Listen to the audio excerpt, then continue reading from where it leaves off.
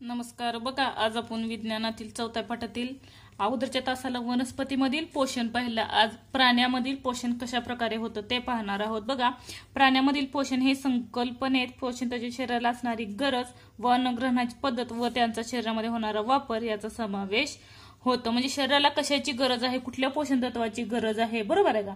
नंतर अन्नग्रहणाची पद्धत कशी आहे, काही मुखांची, काहींना सोंड असते, म्हणजे प्राण्यामध्ये, बरोबर आहे का. सर्व प्राण्यांची पद्धती, पक्षी असतील ह्यांची पद्धत कशी वेगवेगळ्या अन्नग्रहणाची.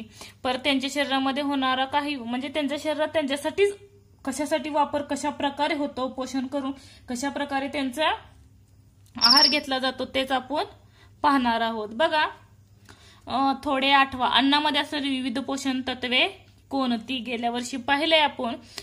कर्बोदके, नंतर सिग्ध पदार्थ, प्रोटीन्स म्हणजे प्रथिने, खनिजे आणि जे काही जीवनसत्वे असतील हे काय सर्व पोषण तत्वे आहेत.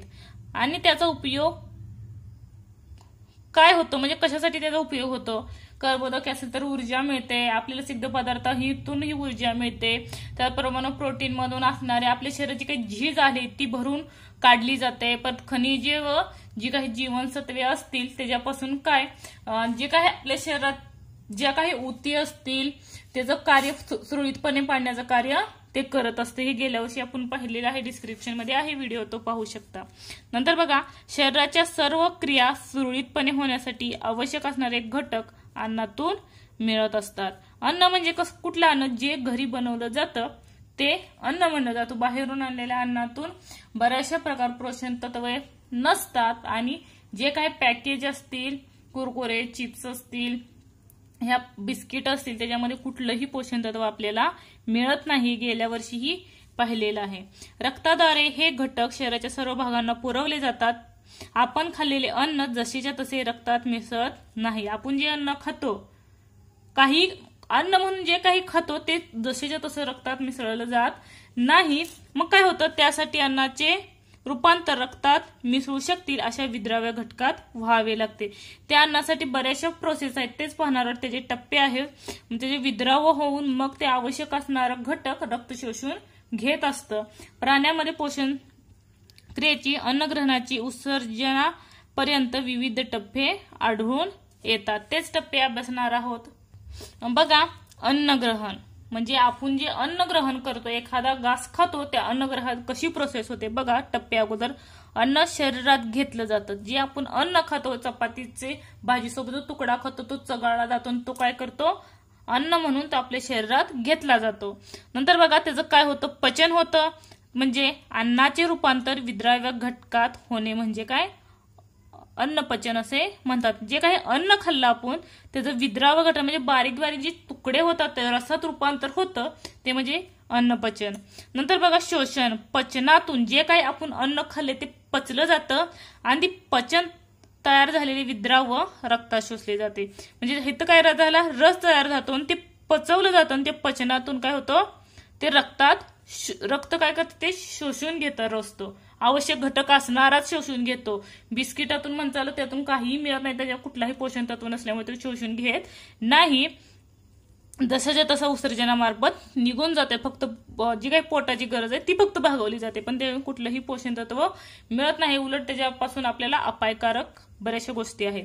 नंतर बघा, सात्मीकरण. जे काही रक्त शोषलेलं पचन आहे, घटक आहेत ते बघा, शोषलेल्या द्रावणीय अन्नाचे शरीरात पेशी व ऊती मध्ये वहन केले जाते. रक्त शोषून घेतं. जे काही विद्राव्य घटकात रूपांतर झालेलं आहे म्हणजे रसामध्ये, ते काय करतं, रक्त काय करतं, पुढे नेतं, वहन करतं त्याचं, आणि त्या वहनामध्ये पेशी व ऊतीमध्ये ते पोहोचवलं जातं आणि त्याच्यामधून आपल्याला काय मिळते, ऊर्जा निर्मिती केली जाते. म्हणजे जे काही आपल्याला घटक आहे ते त्यातून भेटले जातात, जे काही अन्न खातो त्याच्यामधून. नंतर बघा, उत्सर्जन. पचन व शोषण न झालेले उर्वरित भाग. म्हणजे इथं जे आपण अन्न खाल्लं, बरोबर आहे का, ते अन्न काय करतं, रक्ताला जेवढा रस पाहिजे तेवढा रस तो शोषून घेतो आणि जो काही चोथा राहिलेला असेल, विद्राव्य घटक म्हणजे शरीराला अनावश्यक घटक आहे, तो उत्सर्जनामार्फत काय केला जातो, आपल्या शरीराच्या बाहेर टाकला जातो, जो आपल्या शरीराला आवश्यक नाही. नंतर बघा, इथं काय दिले, सभोवतालच्या प्राण्यांची निरीक्षणे नमूद करून खालील तक्ता पूर्ण करा. पहिलं बघा, प्राण्यांचे नाव काय दिले, गाय दिल्या. अन्नाचा प्रकार व नाव. अन्नाचा प्रकार म्हणजे अन्न ते काय खातं, चारा असेल, गवत असेल, जे काही पदार्थ खातं ते, त्याची नाव म्हणजे प्रकार, अन्नाचा कुठला प्रकार येतोय तो. परत अन्न ग्रहणाची पद्धत, चघळणे असेल, चघळून खातं, बरोबर आहे का, अन्न ते खाल्लं जातं. नंतर बघा बेडूक. बेडूक काय करतं, अन्न गिळलं जातं, चुष्क म्हणजे त्याचं लांब अशी ही असतं, जी काही बेडकाची लांब सडक जीभ असते त्याच्या सहाय्यानं ते काही कीटक काय करतात, ते डायरेक्ट गिळले जातात. म्हणजे त्याच्या प्रत्येकाचा ह्याचा तर अन्नाचा प्रकार कीटक वगैरे लिहू शकता. आणि अन्नाचे ग्रहण गिळणे. इथं बघा त्यांनी दिलेले अशा पद्धतीने आणि तुम्ही लिहू शकता. बघा, खरवडणे असेल, चघळणे असेल. चघळणं कोण करतं, म्हणजे गायीची अन्नग्रहणाची पद्धत आहे. पण चुस्काद्वारे शोषलं जातं. मॉस्किटो म्हणजे काय म्हणलं जातं, डास, हे काय करतं, चुस्काद्वारे. आणि परत फुलपाखरू असेल तर चुस्काद्वारे काय जातं, त्यांचं अन्न किंवा रस असेल तो शोषून घेतला जातो. हे तुमच्या लक्षात आलं असेल की अन्नग्रहणाच्या विविध पद्धती सजीवात आढळतात. म्हणजे प्रत्येकाची जी अन्न अनुकूलनमध्ये आपण पहिल्या पाठातच पाहिलेलं अनुकूलनाच्या बऱ्याचशा म्हणजे पद्धती आहे. म्हणजे त्यानुसारच हे जो काय होतं, प्रत्येकाची खाण्याची पद्धत असेल, राहणीमानाची पद्धत असेल, पोषणाची पद्धत इथं काही वेगवेगळी येईल. पण अन्नग्रहण ते करतातच, बरोबर आहे का. अन्नग्रहणाच्या विविध पद्धती आहेत. प्रत्येक जर प्राणी मध्ये बघितलं तर प्रत्येकाची, पक्ष्यामध्ये असतील, पाण्यात राहणारे असतील व जलचर, त्यांच्यामध्ये प्रत्येकाची काय अन्नग्रहणाची पद्धत काय वेगळी दिसून येते. त्यातला पहिला बघा, समभक्षी पोषण म्हणजे होलोझोईक न्यूट्रिशन. बघा, अमिबासारखा एक पेशीय सजीवामध्ये अन्नग्रहण कसे होते ते आपल्याला पॉइंट अप घेतल्यावर समजेल. बघा, हे आन्सर इथं आहे. अमिबामध्ये हात, तोंड असे भाग नसतात. लक्षात ठेवा, अमिबा हा प्राणी आहे पण त्याला हात, तोंड असे भाग नसतात. आणि मेन म्हणजे त्याचा आकारही कसाही असतो, ते कुठल्याही अन्नग्रहणाच्या पद्धतीने तो अन्नग्रहण करू शकतो. बघा, हा एक पेशीय प्राणी आहे. आपल्याला माहिती आहे, आपण गेल्या वर्षी 6वीला शिकलो एक पेशी आणि बहुपेशीय. ज्या एक पेशी त्याला एक पेशीय म्हणलं जातं. बहुपेशीय म्हणजे ज्याच्यामध्ये अनेक पेशी आढळले जातात त्याला बहुपेशीय म्हणतात. बघा, तो शरीराच्या म्हणजे पेशीच्या कोणत्याही पृष्ठभागातून अन्न ग्रहण करतो. तो ज्याचा जो आकार आहे त्या आकाराच्या कुठल्याही भागातून तो काय करतो, अन्न ग्रहण करतो. आपण डिटेलमध्ये पाहू अजून. बघा, अन्न कणाला सर्व बाजूनी वेढून तो कण आपल्या पेशीमध्ये समाविष्ट करतो. त्यानंतर अन्न कणावर विविध विकाराच्या क्रिया घडवून त्याचे पचन होते. न पचलेला उरलेला भाग तेथेच मागू सोडून छदनपादाच्या साहाय्याने अमिबा पुढे सरकतो. छदनपाद म्हणजे जिथून भाग त्यानं सोडलेला तो भाग. बघा, आकृतीवरनं समजेल. इथून सुरुवात होते. हा काय अमिबा आहे आणि ह्या काय अन्न कण आहे. म्हणजे अन्न ग्रहणासाठी त्याला कण करतो. तो काय करतोय, सरकत त्याचा पूर्ण भागात तो कुठून हित असला तरी कण तो म्हणजे तिथून जाऊन तो घेऊ शकतो. हे जर समजा अन्न कण असतील कुठल्याही भागात, तो काय करतो, सरकत जातो. परत काय प्रोसेस होते, तो पुढे जाऊन हित प्रोसेस कुठल्याही अन्नग्रहणाच्या एका अवयवातून तो पुढे सरकतो आणि तो अवयव कण काय करून घेतो, तिथून शोषून घेतो. आणि काय करतो, हे अन्नकण आत घेतला जातो. अन्नकण आत घेतानाच त्याला जे आवश्यक घटक आहेत तो आत घेतला जातो आणि जो उरलेला भाग आहे तो तिथंच सोडून जातो. आणि इथं बघा, अन्नग्रहण केलेला भाग दिसून येतोय, बरोबर आहे का. म्हणजे ह्याचा आकार कसाही तुम्ही काढू शकता, असं काही नाही असाच काढला पाहिजे. म्हणजे अमिबा असा आहे की त्याचा आकार, त्याला निश्चित असा आकार नाहीये, त्याच्यामुळे तो कसाही काढू शकतो. आकृती दरवर्षी असणार आहे, गेल्या वर्षी होती अमिबाची. नंतर बघा, अमिबा, युग्लिना, पॅरामेशियम यासारखे एक पेशीय सजीव. लक्षात ठेवा, तुम्हाला विचारलं जातं परीक्षेला सुद्धा, एक पेशीय सजीव कोणते. अमिबा, युग्लिना आणि पॅरामेशियम. लक्षात ठेवा. पोषण पद्धतीच्या सर्व क्रिया त्याच्या पेशीतच होत असतात. या सर्व पोषण पद्धती आहेत ते त्यांच्या पेशीमध्येच अन्नग्रहणाच्या होत असतात. बहुपेशी प्राण्यामध्ये, आता बघा, बहुपेशी अगोदर एक पेशी बघितला. प्राण्यामध्ये तोंडाने अन्नग्रहण होते. आपल्याला माहिती आहे, जे काय बहुपेशी आहे ते त्यांना एक ठराविक तोंड असतं, ते तोंडाच्या सहाय्याने ते काय करतात, अन्नग्रहण करतात. कीटकामध्ये अन्नग्रहणाकरिता मुख अवयव असतात. उदाहरणार्थ झुरळवण, नाकतोड्यासारखे. हे विचारलं जातं, मागं ही आन्सर असेल, मला वाटतं विचारलं असेल क्वेश्चन. बघा, झुरळवण, नाकतोड्यासारखे कुरतडे म्हणजे झुरळवण, नाकतोडा काय करतात, कुरतडून खातात. कीटकामध्ये जबड्यासारखे मुख अवयव महत्वाचे असते.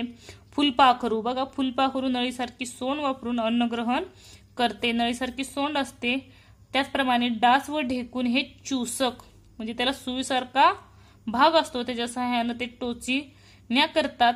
हे आपल्याला अनुभवच असेल घरी वापरून नळीसारख्या मुखवळ्यातील रक्त अथवा रस ग्रहण करतात.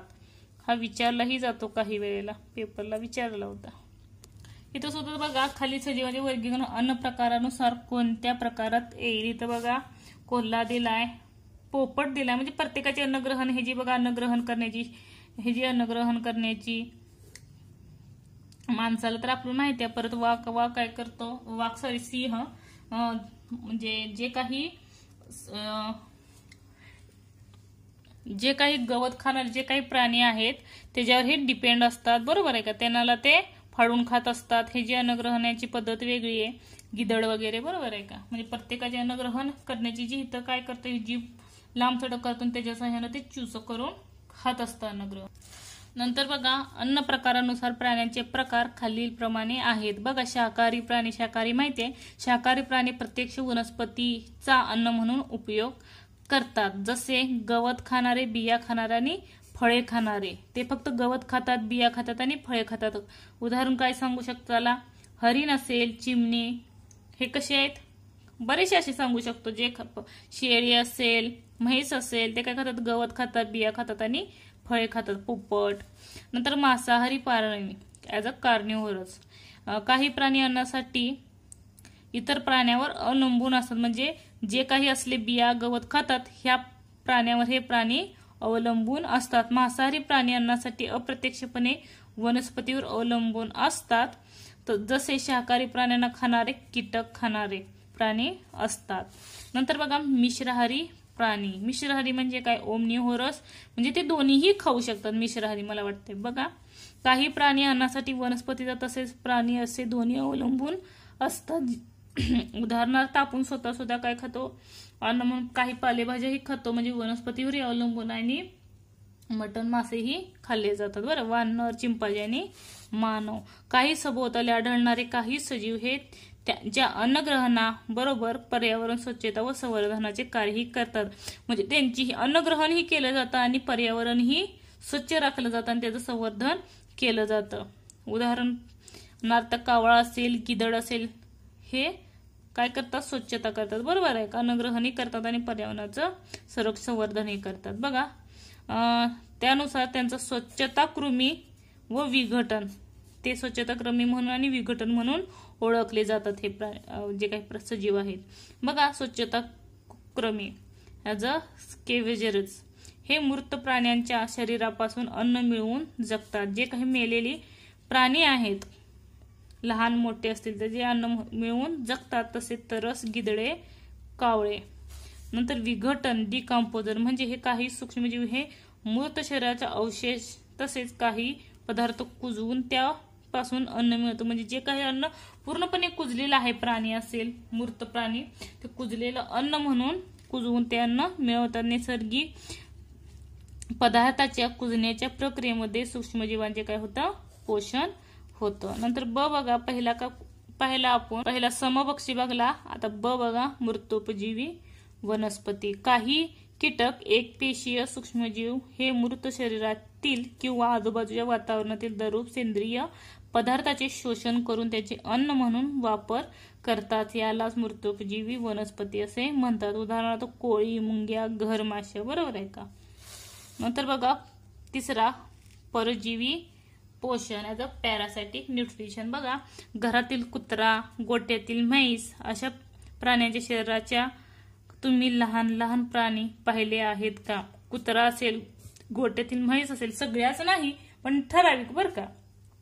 ते कोणते तेच पाहणार आहोत. हे प्राणी त्यांचे अन्न कोठून मिळवत असतील. पोटामध्ये असलेले जंत, आपल्या पोटातही काही जंत असतात, आपल्याला नाही माहिती, त्यांचे अन्न कोठून मिळवत, अशा सर्वांची उत्तरं खाली दिली आहेत. बघा काही प्राणी हे इतर सजीवावर अन्नासाठी अवलंबून असतात, ते त्यांच्यासाठी अन्न प्राप्त करतात. यालाच काय म्हणलं जातं, परजीवी पोषण म्हणलं जातं. बघा इतर प्राण्यांच्या शरीराच्या पृष्ठभागावर राहून ते काय शोषून घेतात, रक्त शोषून घेतात आणि त्याद्वारे आपलं अन्न प्राप्त करतात? बघा इथं प्रश्न पहिला विचारलाय, कुत्र्याच्या आणि गोठ्यातील म्हैस अशा प्रकारच्या शरीरात तुम्ही लहान प्राणी पाहिला आहेत काय? ओ इथं आहे उवा, लिखा, गोची, ढेकून. ह्यालाच काय म्हणलं जातं?